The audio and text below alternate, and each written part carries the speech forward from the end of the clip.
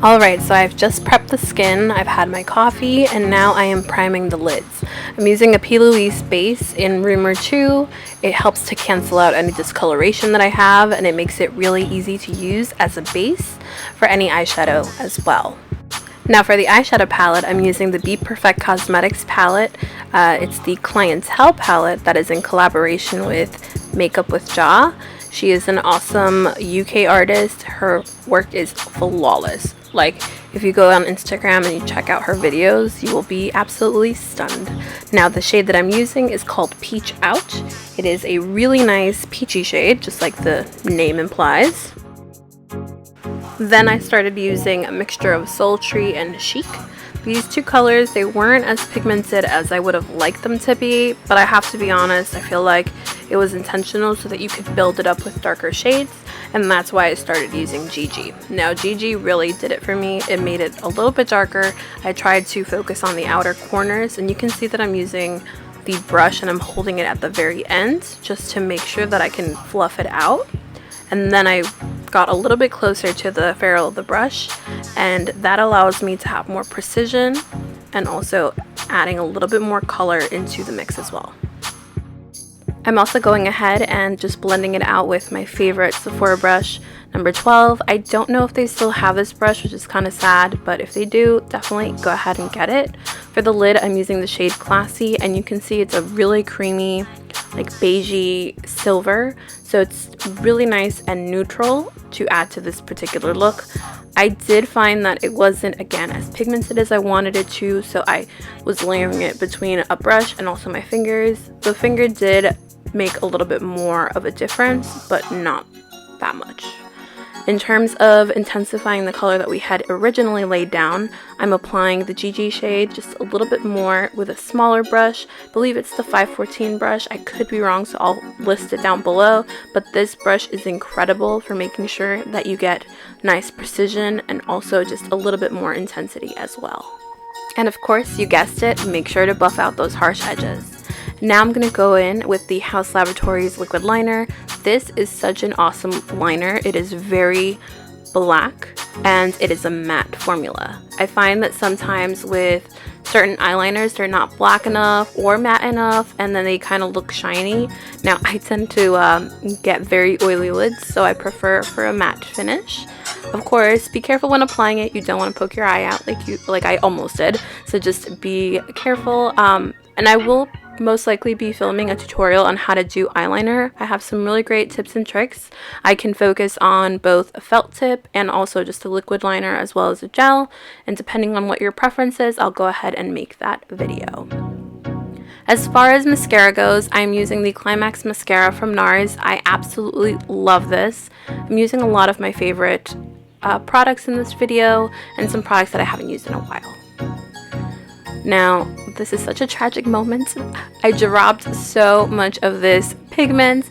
This is also one of the pigments that was released from Makeup with Ja, and the color is called Mainzy. I believe I'm pronouncing it right. I hope I am. I'm not 100% sure, but it is absolutely stunning.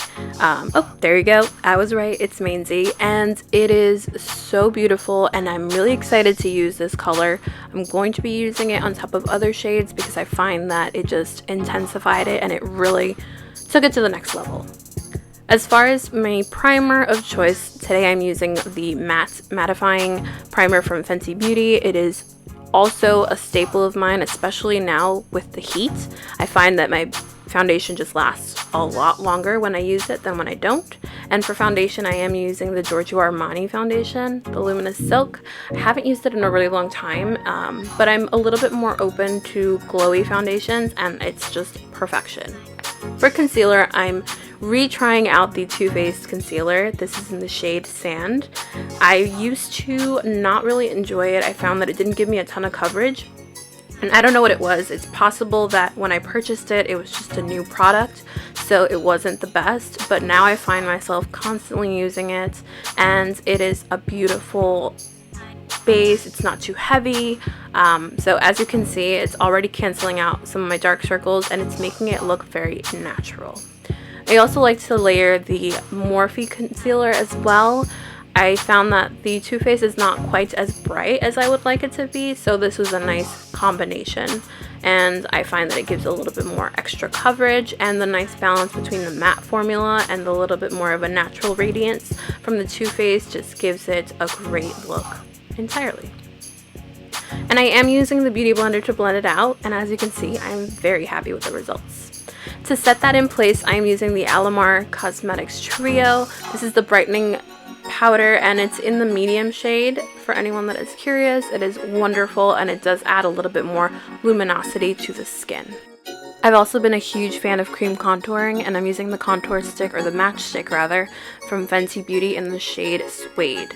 I have a couple of other shades, but I find that this is warm enough and subtle enough where it's not too dramatic, but you can build. And I find that if you prep your skin correctly, you don't have to worry about it being too dry, and you can really blend it out. And I am using a Real Techniques brush. I find that because they're nice and fluffy, they distribute the product really well and make it really easy to cream contour. I also like to set the face with the MAC Mineralized Skin Finish in the shade Medium Tan, and this just sets everything in place, but again, it doesn't give you too much of a powdery look, so you don't look crazy. I really enjoy this. I also love the Sephora one, but I couldn't find my shade. I'm in the middle of kind of reorganizing my makeup, so it's been a little crazy. And then for bronzer, my tried and true at this point is definitely the Fenty one. This one is in Island Ting. I used it in my last video, and it's just incredible. I can't tell you how many times I'm probably going to use the word incredible, but that's exactly how I feel. And I am using a ColourPop brush, and I like the shape of it. I feel like it makes it really easy, and you know, I'm a cheeky girl, and I want to make sure that I can at least fake that I have some cheekbones. For blush, I am using the shade from M Cosmetics. I can link it down below because I know there's a couple of them. It's pretty new to my collection, but I appreciated the fact that it was a nice peachy tone. It wasn't too dark, and it just kind of put everything together. And as you can see, it's giving me a nice flush to the face. I've also been experimenting with putting it on my nose just to give me that sun-kissed vibe, and I'm really here for it. I'm also using the highlight palette from Jaclyn Hill Cosmetics, and as you can see, it is blinding. I am using the darker of the two palettes in this video just because I did find that I'm a little bit more tan, especially with all the bronzer, and I didn't want it to be too stark. I do have the lighter one, and I appreciate the color layout, and they're just absolutely beautiful. They also are very creamy, so they make it easy to blend. And I'm just going ham. Now for the brows, I've decided not to do them at the start of the video because I wanted to get an opportunity to just see how I wanted to layer all the eyeshadows in the look. So I wanted to kind of dial it back so that I could have control as to how I wanted my brows to look. Sometimes I find that if I do them at the beginning, they end up being a little too overpowering or not enough, and I end up going back. So here I'm just using the Hourglass brow pencil in the shade Brunette, and I find that it's like nice and warm enough, but also on the neutral side. It's like a good combination so that it matches with my hair really well. As far as lips goes, I am absolutely in love with the KKW lip liners. This is in the shade Nude 2. I have actually repurchased it a couple of times, and that is a true testament because I have so many lip liners and I have so many that I absolutely love, and the fact that I'm consistently repurchasing this says a lot. It is super creamy, and I know it looks crazy right now. Please be mindful that it will look better at the end. I look like a chola, and that's totally fine. But it is super creamy, it blends well, and I find that it's really flattering. Sometimes I find that if there's a brown lip liner out in the market and it's just too dark, it does not go at all, and I have a really hard time applying it. Now, I have to say, with lip liners, I do take my time. I'm not perfect at it at all. In fact, I'm still kind of trying to play around with the shape of my lip. I do like the shape of my lip. I do find that the top is a little bit more on the smaller side in comparison to the bottom, but I make do with it. And then here I'm just using a eyeshadow packing brush actually to blend out the edges, and I find that it works really well. And here I'm using the lip collaboration from Ivana Cora. Some of you may know her as the co-owner of Brendolyn and Cora. She has her own YouTube, and she collaborated with Dame Boss, which is a a fairly new company that I hadn't heard of before, but their lip colors are phenomenal. So this is in the shade No Whip No Foam, and it is perfect for tan complexions. I really have a hard time sometimes looking for a nude color that is nude enough but doesn't make it look like I ate a powdered donut. So this was a beautiful combination. And again, I'm just blending it out with that brush, kind of marrying the lip liner with the lip color so that it's nice and subtle, but also has a nice statement as well.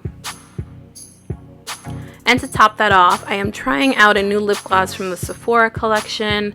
Love Sephora collection. Their products are top notch, and this in particular was super pigmented, which I could have done with a lighter color, but I didn't mind it, and I can always do a look using the other lip combo.